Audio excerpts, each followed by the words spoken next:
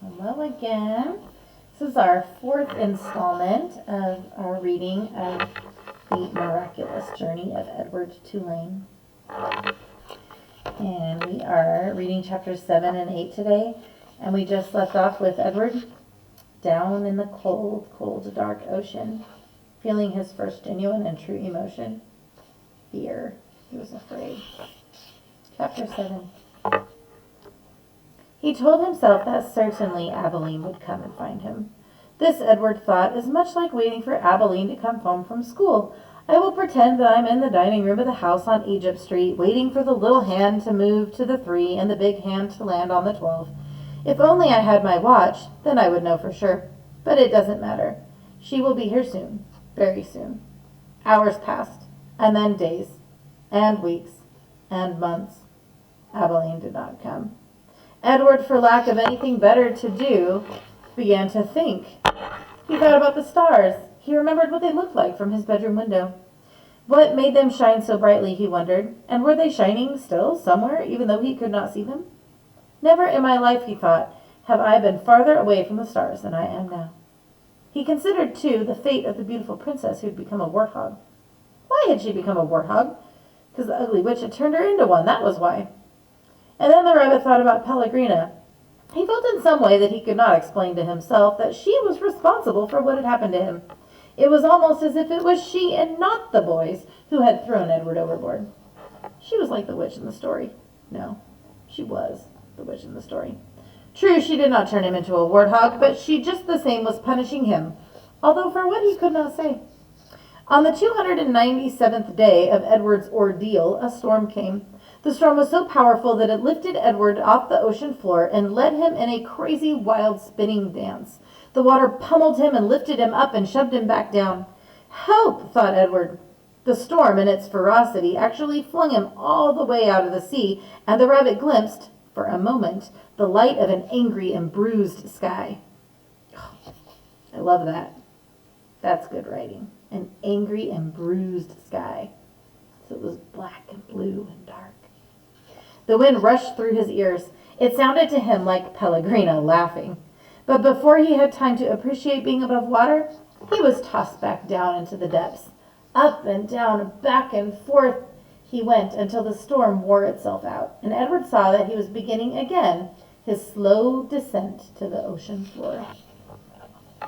Oh, help me, he thought. I can't go back there. Help me. But still down he went. Down, down, down. And then suddenly, the great wide net of a fisherman reached out and grabbed the rabbit. The net lifted him higher and higher until there was an almost unbearable explosion of light, and Edward was back in the world, lying on the deck of the ship, surrounded by fish. What's this? Said a voice. Ain't no fish, said another voice, that's for sure.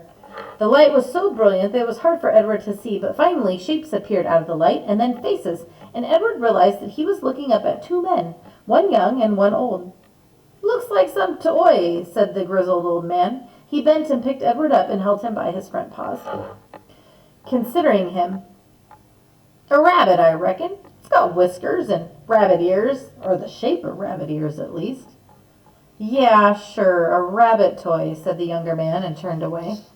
I'll take it home to Nellie. Let her fix it up and set it to rights. Give it to some child. The old man placed Edward carefully on a crate, positioning him so that he was sitting up and could look out at the sea. Edward appreciated the courtesy of this small gesture, but he was heartily sick of the ocean and would have been satisfied to never set eyes on it again. There you go, said the old man. As they made their way back to shore, Edward felt the sun on his face and the wind blowing through the little bit of fur left on his ears, and something filled his chest. A wonderful feeling. He was glad to be alive. Look at that rabbit, the old man said. Looks like it's enjoying the ride, don't it? Yep, said the young man. In fact, Edward was so happy to be back among the living that he did not even take umbrage at being referred to as it. It's a good word. He did not even take umbrage at being referred to as it. He wasn't offended this time. He didn't take umbrage. Chapter 8. On land, the old fisherman stopped to light a pipe. And then, with the pipe clenched between his teeth, he walked home. Oh, let's look at him.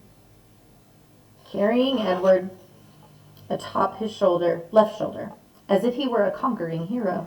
The fisherman balanced him there, placing a calloused hand at Edward's back. He talked to him in a soft, low voice as they walked.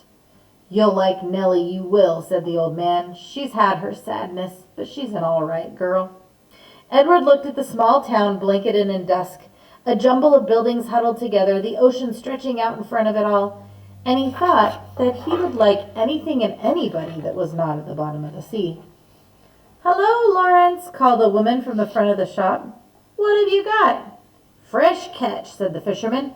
"Fresh rabbit from the sea." He lifted his cap to the lady and kept walking. "There you are now," said the fisherman. He took the pipe out of his mouth and pointed with the stem of it at a star in the purpling sky. "There's your North Star right there. Don't never have to be lost when you know where that fellow is." Edward considered the brightness of the small star. Do they all have names, he wondered? Remember how much he loved stars? "Listen at me," said the fisherman, talking to a toy. "Ah, well, here we are then." And with Edward still on his shoulder, the fisherman walked up a stone-lined path and into a little greenhouse. "Look here, Nellie," he said, "I brought you something from the sea."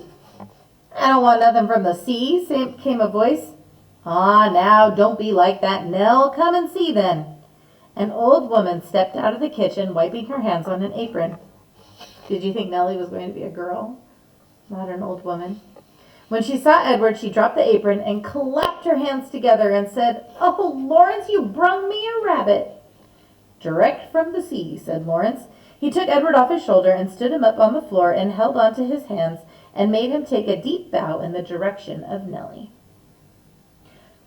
"Oh," said Nellie. "Here." She clapped her hands together again, and Lawrence passed Edward to her.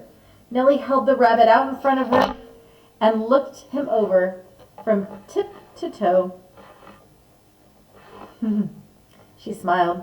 "Have you ever in your life seen anything so fine?" she said.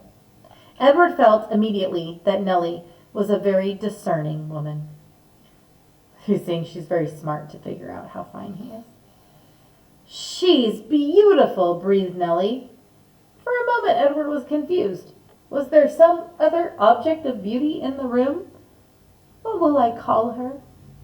"Susanna," said Lawrence. "Just right," said Nellie.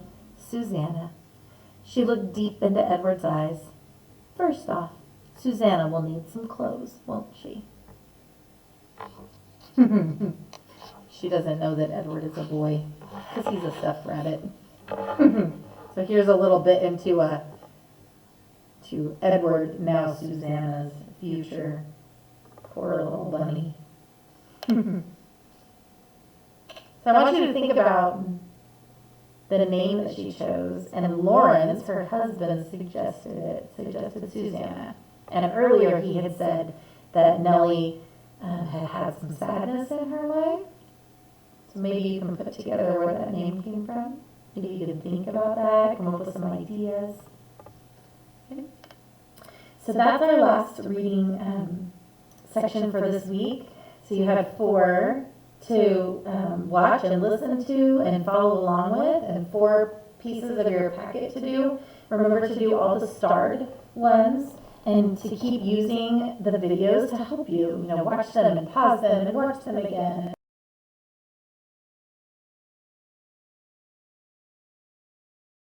Kind of hard, especially when you're being videoed, to do it very well. But it's good practice. You guys could even try doing that. Try recording a video of yourself reading and send it to me. I would love that. Seriously. You should do that. What if I said you had to? I wonder if you would do it then.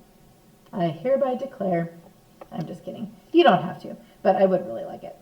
So I will talk to you guys later. Bye.